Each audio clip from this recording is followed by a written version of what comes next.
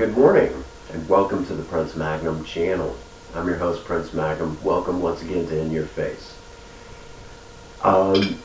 It's been a moment since we've had a chance to kind of address some comments and questions that have come in from you, the Maverick Nation.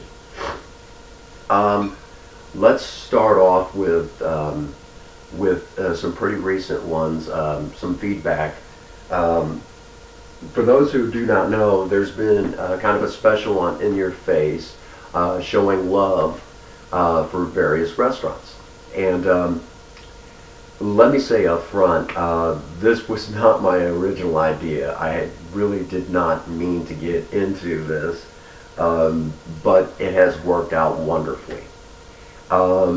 Initially, I was just going to do the video about my job. About where I work, Farmington 1 McDonald's, but and that was going to be it. But then the whole thing was Sonic and me standing up for them and putting them over. It just kind of turned into, where it just kept going. And a lot of you from those restaurants have been kind enough to basically thank me for those videos. And the first thing I want to say is up front, you guys are the ones that made it possible for that video. Let me say right now, okay, here on the Prince Magnum channel, I, Prince Magnum, will not lie to you guys, okay? I won't lie to you. If I tell you something on this channel, you know I'm for real, okay? If I edit it, it's for a particular reason. There's a reason why I edit it. And we'll talk about that here shortly. I won't, if I say something on here, there's a reason for it, okay? And the main reason I started doing this is because shortly after I did that video, I did the video about Sonic and that sort of thing, and the feedback was great. Everyone at Sonic just thanked me for it and everything. And I've gotten closer to many of my friends at Sonic now. Let me say up front, it wasn't long after that. I had a coworker, a very sweet coworker. Someone came in and was just rude and hateful to her. And it upset me. And I knew the customer, and there was no reason for it. Of course, this customer is not always known for being polite. And after that, he basically said she was dumb, she was stupid, and really put her down. And she was really upset by this because she didn't feel there was any need for it. It was just a simple mistake. So pretty much from there, it just kind of turned into, I've done one restaurant, maybe I need to start doing more and standing up for all of us in the fast food community. And bear in mind, those who do work fast food, they're either inexperienced millennials, or people who've had, for whatever reason, they just ended up there. And to give you a fine example, besides me, where I work, having years of experience in the medical field and things like that, I actually have one coworker that did work in the children's division here in Missouri, but wanted nothing to do with it. She's rough, tough, and hard to bluff, and she's one of the she puts off an aura that she's and she's a manager. She puts off the aura that she's evil, mean, wicked, and nasty, but when you get her aside, you find out she's one of the sweetest and loving ladies you will ever meet. Yes, Michelle, I'm talking about you. I'm giving away the fact that I know better. So, to all of you who have had videos made about your restaurants, it was from the heart, okay? So really, I should be thanking you guys for giving me the footage. For giving me a reason to make the video, okay? You guys are proving just what I already know, okay? So you're just helping me present the real cold, hard truth that not all of us in the fast food community are done, okay? So thank you guys from the bottom of my heart. You know, again, and if I've not made one about your restaurant, either A, I haven't gotten to it yet, which I need to make one about. I got to do one, a very special one about Park Hills Hardee's, because I kind of gave it lip service, and I already knew when I gave it lip service I was going to be, you know, giving them props. Or if I've not made a video, something happened. Something happened, and I can't put that out there. Okay, so there's that. Also, a little bit of feedback from my coworkers. Obviously, everybody at work loved the video. They couldn't believe that what they seen was from me. They just, when you talk about it, it's one thing, but when you actually see it, it's another. A lot of people were shocked, and for them, that was really exciting to see our restaurant showcased. Since then, Big T has started making videos. I've not got to see any yet, Big T, but we're going to get to that. So we're starting to see people venture out and there at Farmington 1 doing other things. Our store manager, Jen, we even shed a few tears together because now she knew a great deal more about my backstory than ever before. Bonnie just went nuts. She went nuts. She couldn't believe she was on YouTube. She knew it was going to be coming, but when she seen it, she got so excited. Bonnie's one of those sweet ladies that she's one of those beautiful ladies. You know, even at her age, which is still just a few years, only just a few years older than me, she's still a beautiful blonde bombshell. And I guess life happens, and she doesn't realize she's still a beautiful woman. And you know, so for her, this was a big confidence booster, and just very proud of Bonnie to be able to showcase it. All of my coworkers, that I didn't get them all, but you know, to be able to bring that to our store, you know, right here, guys, you know. You know, so that's where all that is. And there's been a few questions. Even my old buddy Bert didn't quite understand. I'm standing up for all of us. And that's what we do on In Your Face. We stand up for people. You know, we stand up for what we believe is right. And that's why it's titled In Your Face. I stand up for what I believe is right, and I get in your face and tell you what's what. So let's move on. It seems that the hot rodding stuff, no one puts down the cooking and the in-your-face stuff or anything like that. It seems like when I do something about cars, there's always going to be a critic. There's always going to be someone who's got to say something bad. Okay, guys. One of the comments I got was, "It looks like normal driving on the videos." Well, duh. The Spirit Cam is only so good. What do you expect out of $20?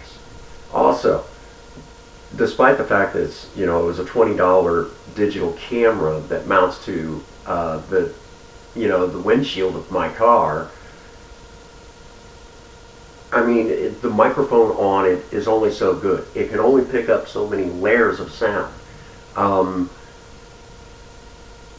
When I get going down the highway, you have road noise, you have engine noise, because it's up there near, you know, where the engine is, so it's picking that up. It picks up the wind of the car, because I still have to replace some weather stripping.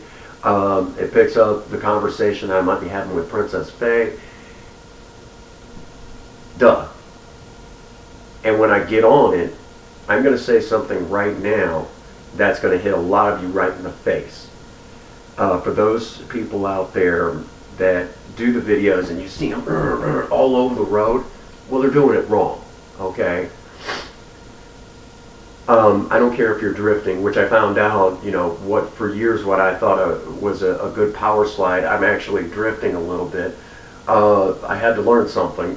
Wow, you know, Prince Magnum, you learned something at your age? Yeah, an old dog can still learn tricks. Holy dog shit! But anyhow, even when I'm drifting, when I'm, when I'm flying down the highway, and it doesn't look like I'm doing that much, well, I'm doing it right. If you ever watch from the cockpit, man, thankfully we have the technology today where if you're watching rally racing, or if you're watching a Formula One race, or you're even in NASCAR, if you watch closely enough at the very experienced drivers, it doesn't look like they're working that hard. And that's what you want to see. Those are the ones that are doing the best job. Okay, those are the ones that are doing the good stuff. So they're the ones that are going to be winning the races. The ones that are all over the place inside the car, they're the ones getting the worst times. Okay, so if it looks like it's normal driving, that's because in a way it is.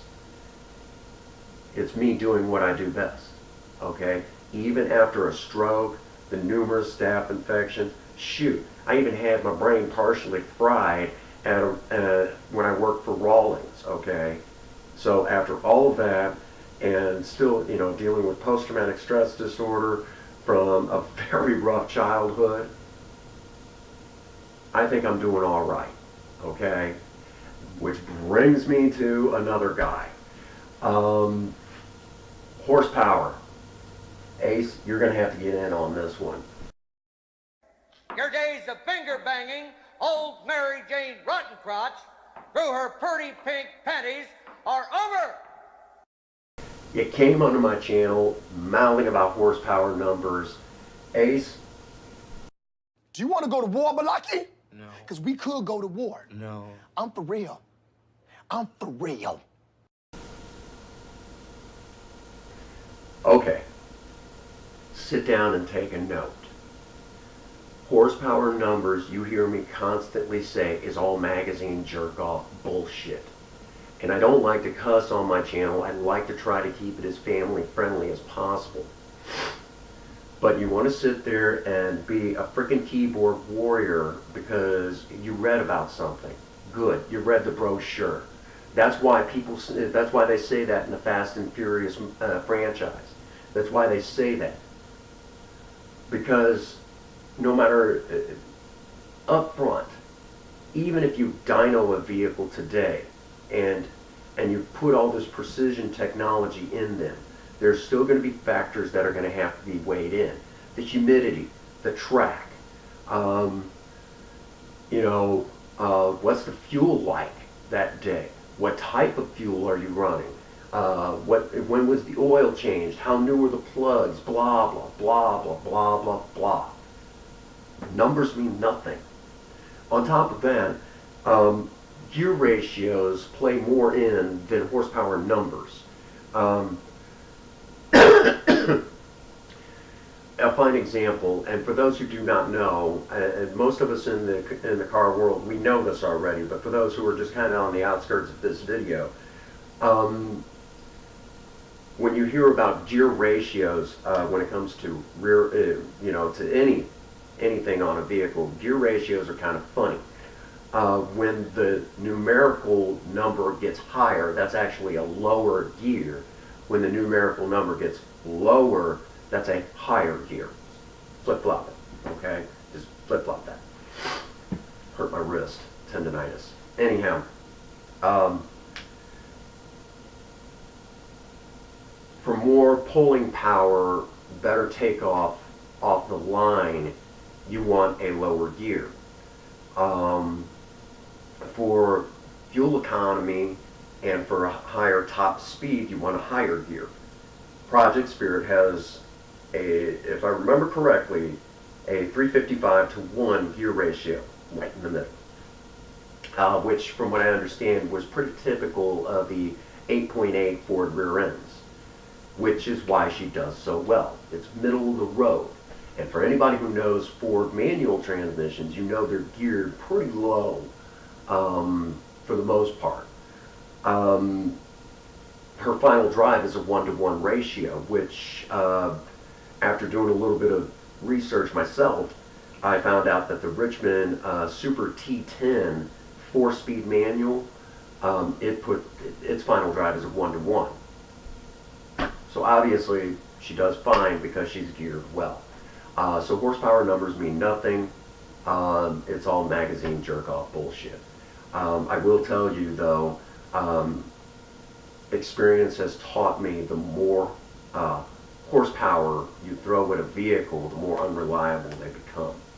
So throw those numbers at a vehicle all day long if you'd like, but all you're doing is just making your vehicle unreliable. That's why in Blade 2, when that one guy said he was doing all this stuff to Blade's Charger, Whistler, he says, you know, that you'll burn it up by its next oil change. He knew that already. And that's kind of the theme that I think a lot of us should start taking. You know, just bear that in mind. Why do you think big top fuel drag, you know, the one, you know, those super fast drag cars, you only see them on the drag strip and not on the road every day? Besides the fact some of them won't pass inspection to be licensed, the DOT standards. I admire your honesty. Hell, I like you. You can come over to my house and fuck my sister. Alright. There was another hater who came on bad-mouthing some of the things that I did. It couldn't be this, it couldn't be that, blah, blah, blah, blah, blah. You goddamn communist heathen! Dude, shut up. We all do different research. Your numbers are right, and my numbers are right. Let's leave it at that. Okay? The big one, though, and I'm just going to say this up front, he could not believe that Project Spirit got 64 miles to the gallon on the highway. This has been a hot topic recently. A lot of people have had a hard time swallowing this one. Certain old timers, though, whenever I tell them that was obtainable, they just smiled and said, "Doesn't surprise me." As a matter of fact, because this information has come to light, let me say up front, the state of Missouri right now is looking for every excuse right now to throw me back in. I'm on paper for a crime I didn't commit. And they're basically looking for an excuse to lock me up for this, because I have actually said this and they want to shut me up, okay? Jesus H. Christ. Missouri's looking for an excuse to put me away for a while. The reason being is, do you want the general public to know that there's someone out there who knows what these carburetors look like? These carburetors look like the super fuel efficient carburetors of the 1970s, and also knows how to convert any engine with one of these carburetors on there over to run off of White Lightning moonshine? And the answer is no, you don't.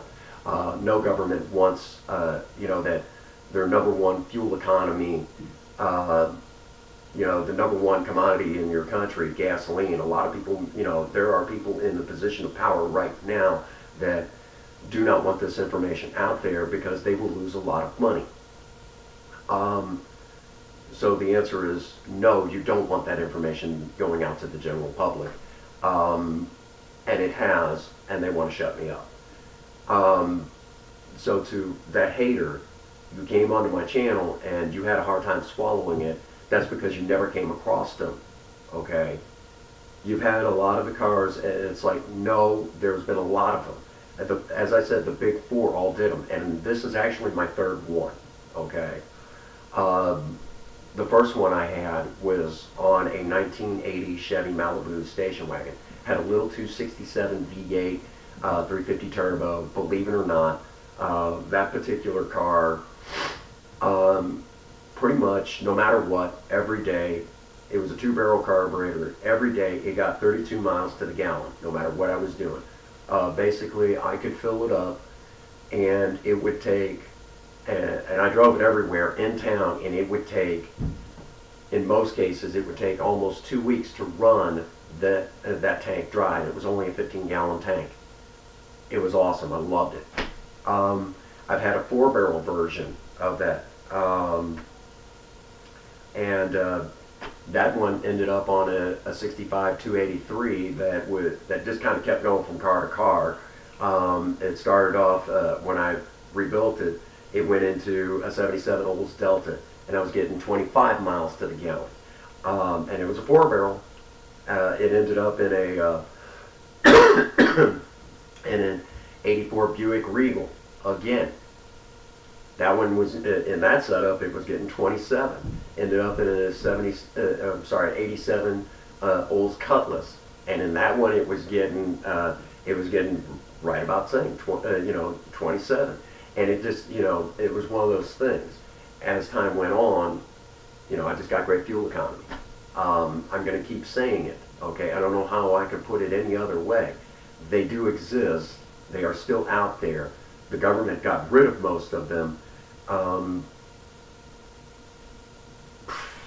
If you want to find them, start looking outside this country. Okay, because I'm pretty sure that the big four did put them on other cars, and they were sent to other countries. And if you're looking for those, for the ones that might be on the Fords, the Mavericks are still pretty popular down around Brazil. I'd start there. And you'll know them right away, because what's so easy to spot them, you'll notice that the tolerance levels, when you look at a normal carburetor, the easiest way to spot them, you know that there's certain level of tolerances, and if you look closely enough, you can tell when one is really in good shape, and the ones that are in super good shape, even after all these years, that's the dead giveaway nowadays, okay? And by the way, I had an old moonshiner from a guy who was running moonshine in the 50s explain these things to me. He was some of my education back when I was a teenager. So to my hater, Ace. You done messed up, A.A. Ron. Now take your ass on down to Oshag Hennessy's office right now and tell him exactly what you did. Shut up, dude. Okay. And I say shut up because you came onto my channel bad-mouthing. Okay, you just don't do that. It's disrespectful. I don't go onto your channel and do that, so I would ask that you not come onto mine and do it. Okay. If you have questions and comments, leave them in the comments section. If you have good comment, but if you've got, if you have other questions that go beyond what you're comfortable putting, please leave them in my email, princemagnum1@gmail.com. I'll do my best to get back to those as quickly as possible. And if I feel good enough about it, we'll make a video. All right. I think I covered it all. I do have a special shout out. This is one of my friends at work, Ronnie, good old Ronnie, which for those who have never seen the movie, the moment Ronnie started working at Farmington 1 McDonald's, right away, him and I had our own inside joke, and I started making references to him from the movie Run, Ronnie, Run. You'll hear me occasionally. So he has a friend who has a birthday, and here's my special shout out to his buddy, his buddy's name is Aaron. My special birthday shout out to Aaron. Son of a bitch! You done messed up, A.A. Ron. Now take your ass on down to Oshag Hennessy's office right now and tell him exactly what you did. Get out of my goddamn classroom before I break my foot off in your ass. Insubordinate and churlish. Alrighty, that brings us to the end of this video. As always, hit the like button, hit the subscribe button. Helps us out immensely, especially with kind of gloom and doom hanging over my head. As always, get out there and work on a project. I don't care what it is. If you have a sweetheart, sweep them off their feet. Do something special for them today. And as always, if nobody has told you that they love you today, Prince Magnum does. God bless you, and have a happy 24. Thank you.